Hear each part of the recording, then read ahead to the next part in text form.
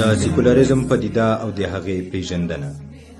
دریمه برخه د سیکولریزم د تعریف په دوام. نوی نړیوال قاموس یې بیا داسې تعریف کوي: سیکولریزم په ژوند کې پر دې اساس ولاړ تمایل دی چې دین او ارزښتونه یې باید په حکومت کې مداخله ونه کړي. علمانیت یا سیکولریزم د اخلاقو په برخه کې د یو ټولنیز نظام بڼه ده چې د چلند او اخلاقو ارزښتونه یې باید د دین او د هغه د لارښوونو پر ځای د معاصر ژوند د معیارونو او ټولنیز تفاهم یعنې ګډ ژوند پر بنسټ ولاړ وي. د سیکولریزم هغه تعریف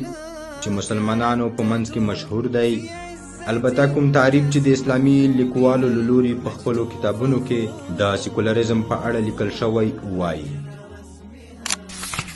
چې دا له سیاست او د حکومت له بڼې څخه د دین جلا کولو ته وایي، خو په اصل کې دا تعریف مخاطب ته سم او مدلل مفهوم نه وړاندې کوي، ځکه دا خوځښت د ټولو هغو افرادو او رفتارونو په برخه کې صدق کوي چې آن له دولت سره کومه اړیکه هم نه لري. نو که چیرته له اسلامي نظره د دې خوځښت نوم له ژوند څخه د دین جلاینه کېښودل شي غوره به وي، ځکه د دې خوځښت کلي او حقیقي غوښتنه همدا د ژوند له ټولو برخو څخه د دین حذفول او د دې موخې لپاره هڅې دي. په لوړ بحث کې